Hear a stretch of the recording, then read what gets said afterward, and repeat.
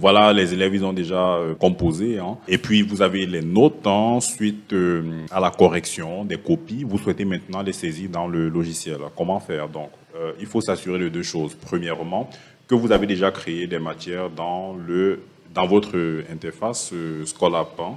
Il y a un lien dans la description pour vous montrer comment faire.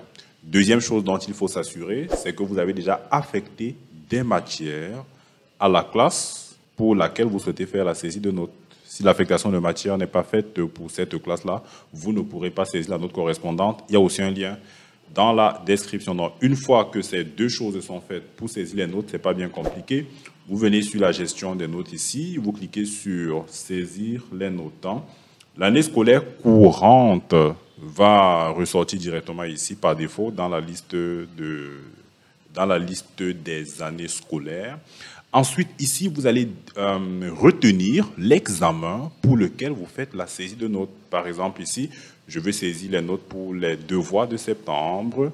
Bien entendu, nul besoin de rappeler également que pour pouvoir saisir des notes, vous devez avoir au préalable créé des périodes d'évaluation au niveau primaire et au niveau secondaire. Pour la création des périodes d'évaluation, il y a aussi un lien dans la description pour vous montrer comment faire. Donc, ici, on va indiquer la classe, par exemple, la classe de SIL. Ensuite, je vais prendre la matière anglais.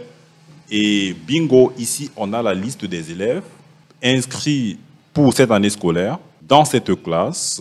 Et puis, pour la matière anglais, je peux donc enregistrer les notes. Donc, je vais le faire un à un. Par exemple, celui-là, il a eu 11, celui-ci, il a eu 13. On va supposer ici qu'on est sur une notation sur 20. Alors, normalement, on va aller consulter d'abord les cycles pour vérifier quelle est la notation qui a été retenue.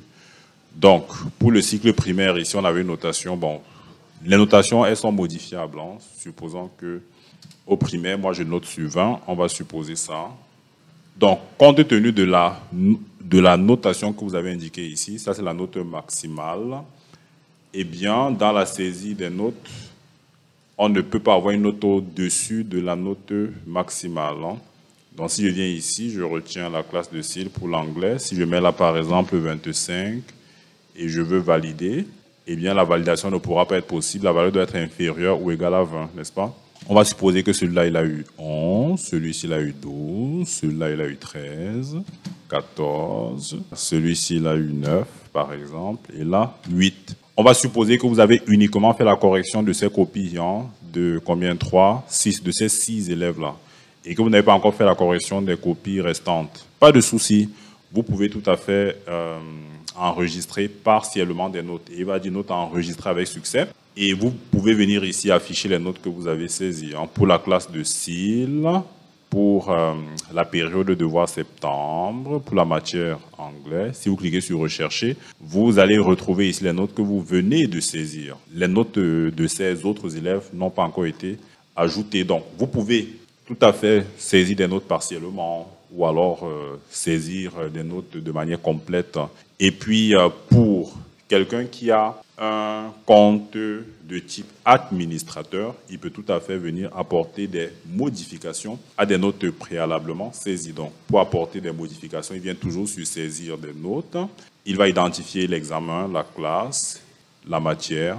Par exemple, pour celui-là, on peut dire, au lieu de 11, suite à sa revendication, c'est plutôt 14. Vous cliquez donc sur le bouton « Envoyer » ou alors vous appuyez la touche « Entrée » tout simplement. Et puis, vous pouvez venir dans l'affichage, constater que la note en question, eh bien, elle a été modifiée, c'est bien une note de 14. Vous noterez qu'on peut afficher les notes de deux façons. On peut le faire via le bouton « Afficher les notes » ou même via la saisie. La saisie sert à la fois pour la saisie et pour l'affichage. Donc, si je viens pour l'affichage, je clique sur « Suivant ». Vous avez des informations préalablement qui ont été renseignées avant. Vous pouvez les consulter et vous pouvez à la fois apporter des modifications ou des ajouts. Donc voilà pour la saisie des notes. Pas du tout compliqué, facile à faire. On peut saisir une note, on peut saisir quelques-unes, tout comme on peut saisir l'intégralité des notes d'une classe.